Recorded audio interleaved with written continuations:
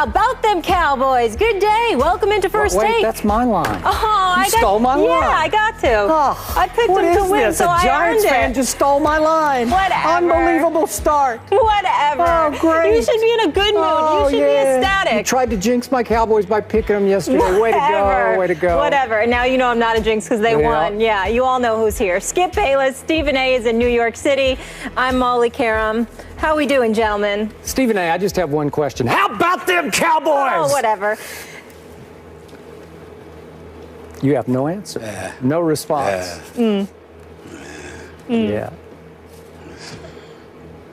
Next question, Molly. All right. Way to outdo me with that. Yeah. How about them Cowboys? Thank you. Matt Castle and the boys beat the Redskins 19-16 on Monday Night Football. 4-win Dallas, who's in last place in the division, is now just one game out of first place in the NFC East, paging Skip Bayless.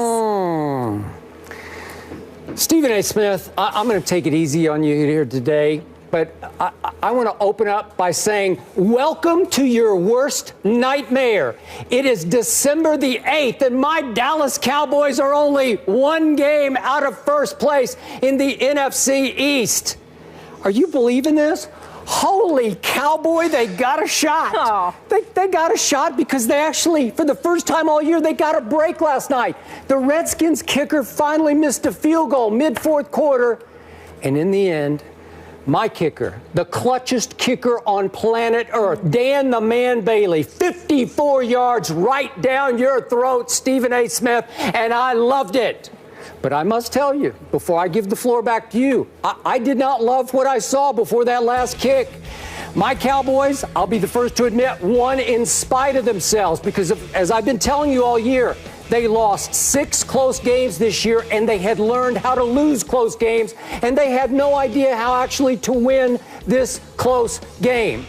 Before that last kick, I wanted to fire Jason Garrett and both coordinators. And I'll start out by I wanted to fire Scott Linehan because after that Dez Bryant bomb of 46 yards down to the 3-yard line, Scott Linehan can't get it in the end zone from 3 yards out and has to settle for the tying field goal. That's about when I gave up right there.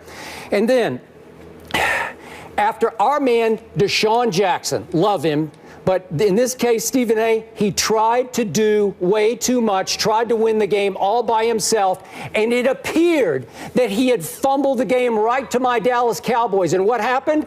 I wanted to fire Jason Garrett for dumbfoundingly dumb clock mismanagement. You have to tell Darren McFadden you cannot run out of bounds on the first play.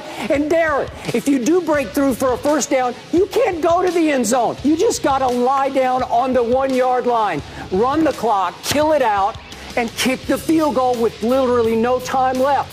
But no, they left 1:15 on the clock thanks to a touchdown.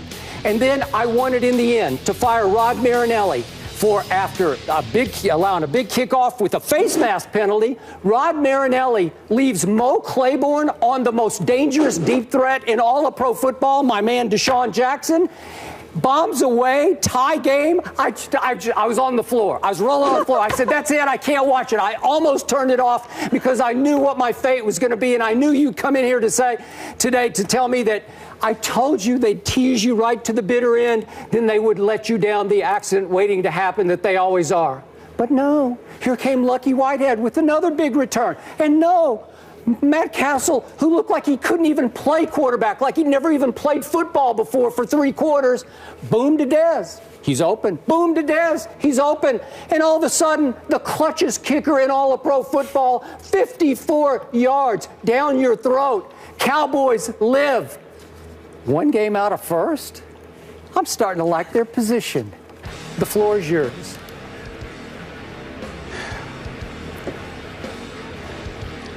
You know, I must admit it's rare that I'm rendered almost speechless, but that's the case here. I mean, I'm not going to front. I mean, the Redskins, I'm so done with Jay Gruden and the Washington Redskins. I mean, they are just allergic to prosperity at every turn. They had ample opportunities to win this game. Alfred Morris and Matt Jones are your running backs. They can't generate anything in their running game. You've got Deshaun Jackson with Pierre Garçon there. You can't generate anything in your passing game. Kirk Cousins wasn't bad. That was a beautiful touchdown pass to Deshaun Jackson to tie the score at 16 late in the fourth quarter. But at the same time, he put forth a relatively pedestrian performance, which just irritated me to no end, because regardless of how formidable the Dallas Cowboys defense may have been last night, and Sean Lee was absolutely sensational. Had about 13 tackles, 2 for a loss, a sack, a forced fumble. He was absolutely sensational. He was everywhere. And he was definitely the MVP of Dallas's defense last night. But Jay Gruden to not know that Jason Garrett and Rod Marinelli were going to blitz Kirk Cousins all day long and somehow, some way be incapable of adjusting to that. I mean, my God, not only do you have a football background, Jay Gruden, your brother's up in the booth calling the daggone game for Monday Night Football. I'm sure he gave you some advice before the game. I mean, it just made no sense to me whatsoever how inept the Washington Redskins appeared offensively.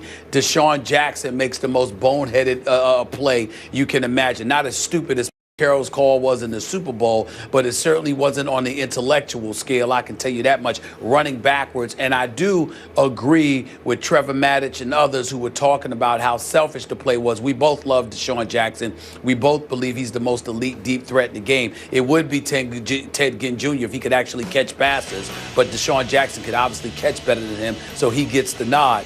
But when you look at Deshaun Jackson, and Trevor Maddich says something along the lines that it was selfish, it clearly was, because he felt he should have been more actively involved in the offense throughout the game. So because he wasn't, it looked like he was trying to make up for it on one play, and it nearly cost them the game if he didn't make up for it by catching that touchdown pass. In the end, when you look at the Dallas Cowboys, Darren McFadden couldn't run the football, plus he fumbled twice. You had J.J. Wilcox on that face mask penalty on the punt return late in the game, okay? You look at Devin Street, he had one catch for about 18 yards, but he had the ball stripped. He fumbled the ball. The Dallas Cowboys did everything they could to give the Washington Redskins the NFC East lead.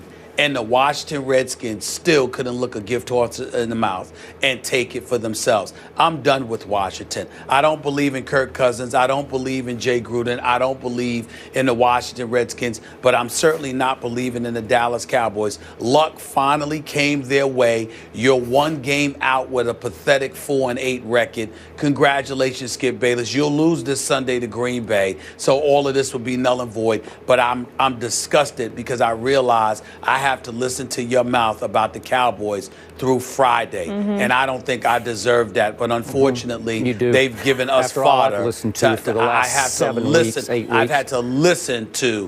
got to listen to this for the next 3 days after today, because today's going to be a very long day for me, and I'm very depressed about that. But it's the Redskins' fault, not yours. Okay, I'm going to go on record early here this week on a Tuesday that Aaron Rodgers should win that game at Lambeau. That's all I'm going to say is he should win that game. And if he does, my Cowboys still will not be out of the NFC East. We'll talk about that in just a moment. But you got to give my Cowboys a little more credit than that, because my defense rose and shone last night. You did give props to Sean Lee. I give you defense credit. Well, Sean Lee was obviously just playing possessed. I've never seen that. He's always good. That was great. That was like Lawrence Taylor kind of stuff. He was on every play. But my point is, my Cowboy defense gets a little better every week. And listen, Kirk Cousins at home, where they had lost just one game, has been lighting people up, lit up your Giants defense. I thought he started to figure out the blitz Giants in the don't have second a half. defense. Well, okay, Giants don't have a defense. Well, that's the point of the East that we're about to get to. But my point is that Kirk Cousins has been on fire at home, and my Cowboy defense did a number on him, because they had total 267 yards. That's pretty great on a Monday night in D.C. with the Redskins coming in as hot as they were with a chance to seize control. So you got to give them credit, because remember, they had to hang in off 3 turnovers, just killer turnovers, and they hung in and only gave up 1 field goal off the 3 turnovers. Well, for the most part, I'm willing to give the Dallas defense credit, but we can't give them as much credit as you want, Skip. When they left Claiborne on Deshaun Jackson and gave up the late TD, that's number one. And number two, when Jay Gruden is supposed to be some kind of offensive guru, which is why he got the damn head coaching job to begin with. It was two reasons. He got the head coaching job in Washington because he was supposed to be an offensive guru, and he was supposed to be somebody capable of fixing RG3 so it could validate Daniel Snyder's investment in RG3 as the number 2 overall pick in the draft a few years back. Jay Gruden has basically failed on both fronts as far as I'm concerned thus far. That's not to say that he won't make amends. They won't look better. This is not something that will happen again. But with this offense being so anemic for most of this game, yes, I could give some credit to the Dallas Cowboys. I would give them a lot of credit, Skip. Let's say, for example, if the Redskins, was scored a couple of touchdowns, but after that they couldn't move the ball or whatever the case may be. I just think that you look at the level of ineptitude on the part of the Redskins, and something has to be said about that. Dallas deserves some credit because any defense does when you're able to neutralize an offense like that. But it has something to do with that offense as well. And the fact is that I just wasn't very impressed. You've got Deshaun Jackson out there who was swearing he was open. Pierre Garçon was saying the same thing. The combination of Alfred Morris and Matt Jones, they obviously believe they can run the football, but somehow, some way, schematically, things didn't seem to be vibing for the Washington Redskins. And oh, by the way, it happened on Monday Night Football. If there is a team that appears to be allergic to the bright lights more than the Washington Redskins, I want somebody to show me who they are because I don't know them. Yeah. I don't know them. I'll give you that. But you got to give me this on my day. You got to give me the ability to say something nice about Matt Castle, because I've said a whole lot of not nice things about Matt Castle. You go ahead. And I got to tell you, for the first 3 quarters, I couldn't even recognize him. This is a man who, I remind you, has started 77 games at quarterback in the National Football League for New England, for Kansas City, for Minnesota. Played for a whole lot of very good coordinators and head coaches. And I don't know, you want to talk about not ready for prime time? I don't know who he was for 3 quarters. And in the 4th quarter, he had a QBR of 80 on a scale of 0 to 100.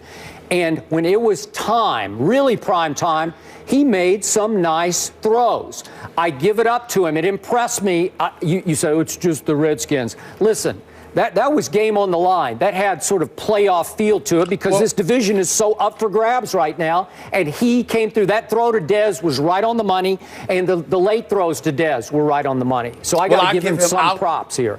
Well, I'll give him some props because you were willing to give Sam Bradford, meaning Sam Badford, props when he made a couple of late throws. I'm saying this is along those same lines because keep in mind that the Redskins don't score a touchdown if it were not for Deshaun Jackson running backwards 20 to 25 yards and then ultimately fumbling the football. The Dallas Cowboys don't score a touchdown if that doesn't happen. So let's keep that in mind. Matt Castle is responsible for 3 field goals. Okay. That's what he's responsible for, and a couple of late throws that were good, particularly to get the first down and essentially to seal the deal. So he deserves credit for that, the same that Sam Bradford deserved credit. But, I mean, it's nothing to write home about.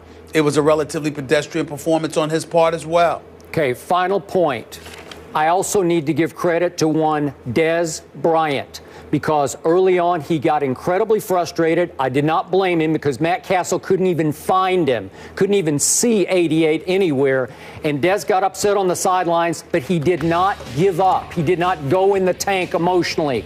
He hung right in, and when it was time to take over the game, Dez Bryant helped Matt Castle take over the game. Well, it showed maturity, it showed poise, it showed a new guy with a big new contract who came through when they needed him most. Thank you, Dez Bryant. Let me tell you the biggest reason that you didn't bring up as to why Dez deserves so much credit, Skip.